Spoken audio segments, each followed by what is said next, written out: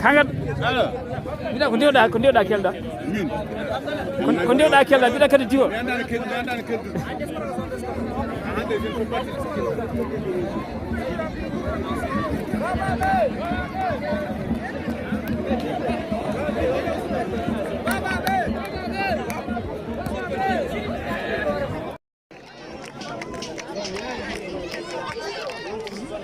Voilà, donc il deuxième mi-temps gonden hakkunde bababe e Likseba bababe kanyum woni jogibe chumci bodeji di e tini bulodi woni Likseba ha joni non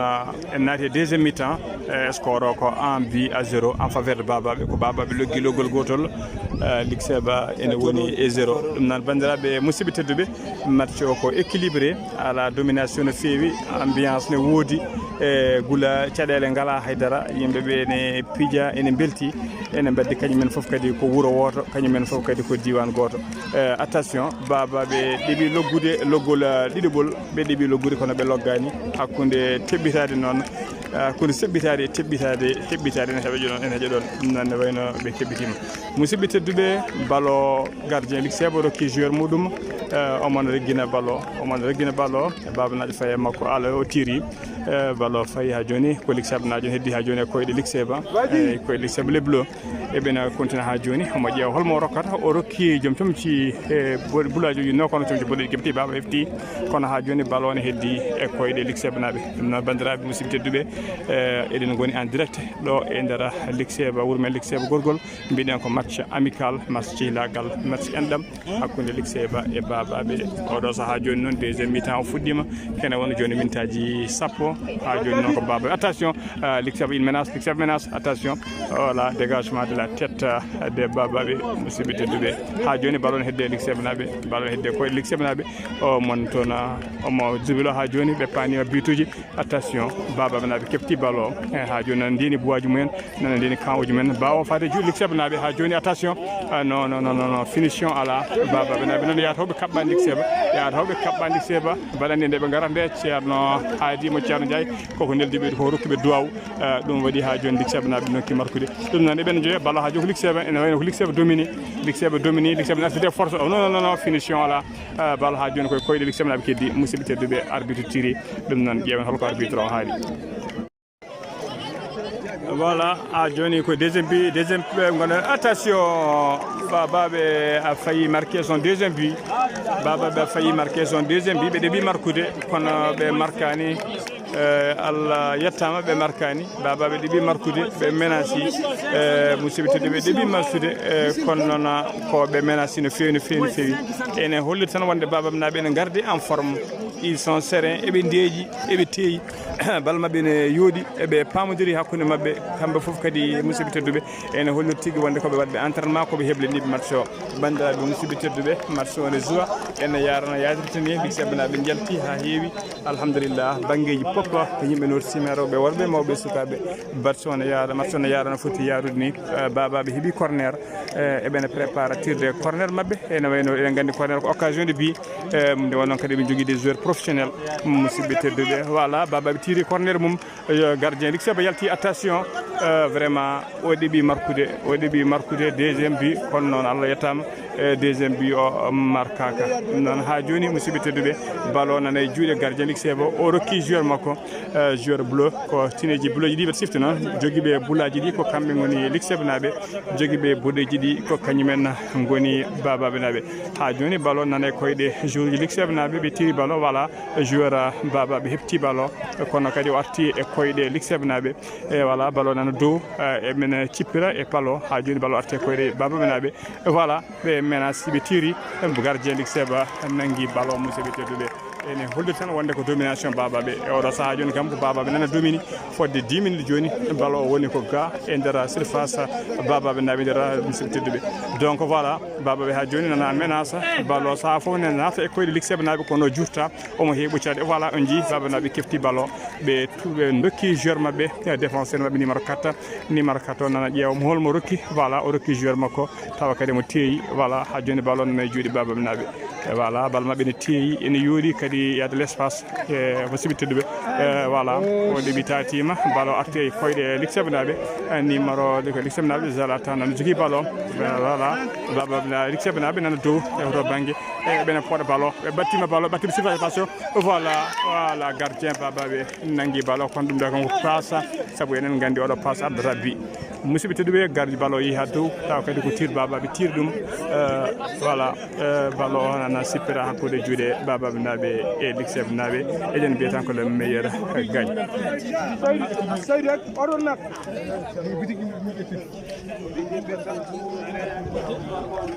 Varse, più aria ci Varse.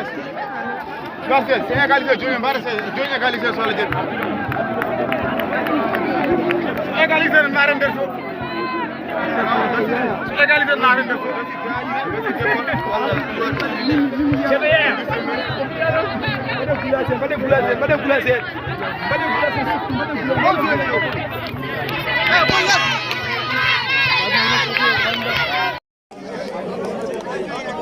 Voilà, penalty pour l'Ixeba e ben prépare penalty o faw petta ɓe pawi ballon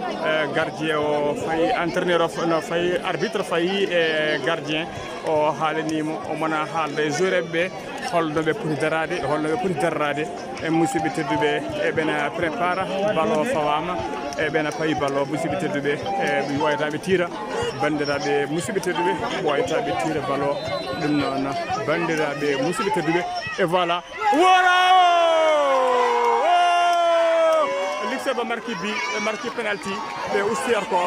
score ustima wonti 2 en faveur de Ligue 2 buts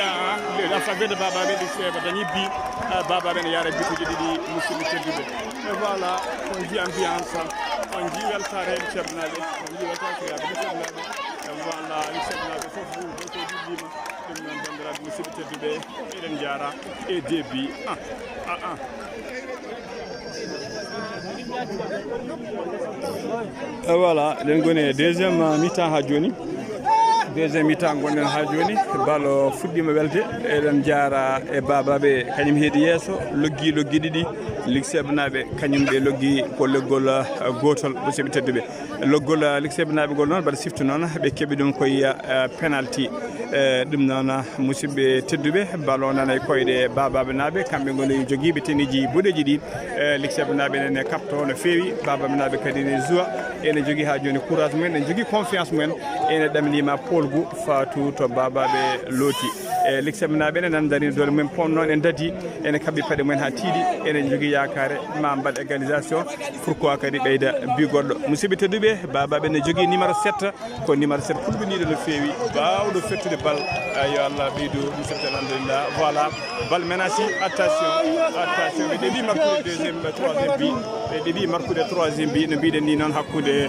seɓɓitade e teɓɓitade heɓɓitade ne heeƴe ɗon ko ɗum woni ko Ligue naɓe mbaɗi ɓe keɓɓitima ballon ɗeɓi nadde ballon nana e koyɗe Ligue naɓe kono noon ɓe jiiɗi tirde tir o fewani ballon yalti tous e ballon noon arti e juuɗe babaɓe naɓe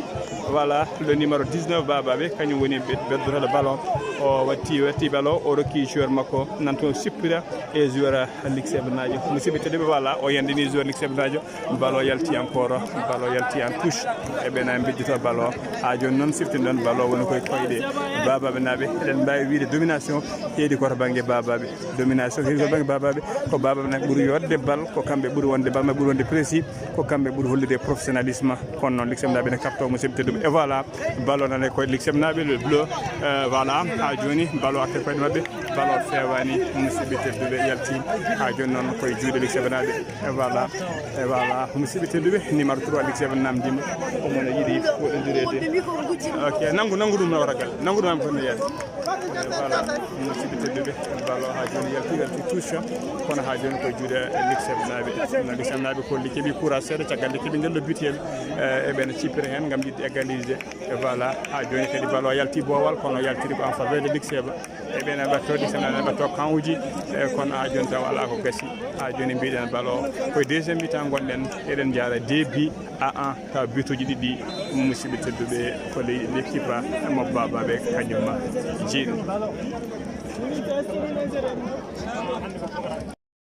voilà match o ne wayno gasini heddi ko hojomaji seeɗa babaɓe noon heeɓi coup franc très dangereux ene wawi ɓe keeɓa 3e but mabɓe ko coup franc très dangereux eɓene pawa bal mabɓe joueur mabɓe ƴetti bal o fawi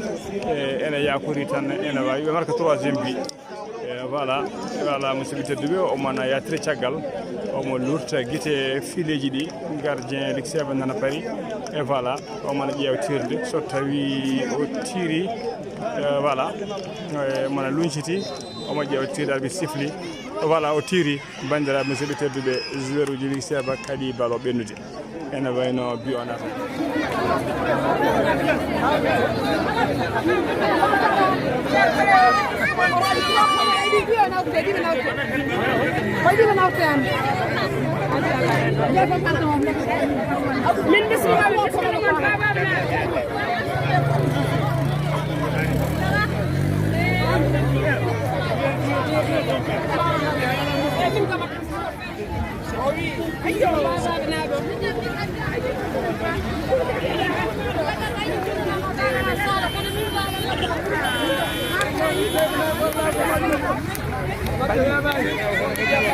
on jarama noon kadi machallah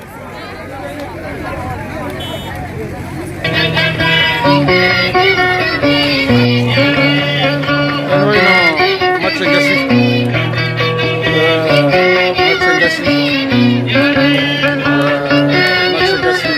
sewnade yam neɗɗo fiyata o yooɗi o yimɓe fof gandi o yimɓe ne gandi joni so jiini yoore wele yimɓe même pas d'équipe franchement la vérité même pas d'équipe wotti haalde gonga balle yooɗa ene feewa kono rien que bon mbawa men ando gacci e tim noon machallah ene jooɗi bal ene mbawi bal ɗum noon yalla fabaran ene ñaguiɗi taw noon en mbiyama jeeya hen hay ɗiga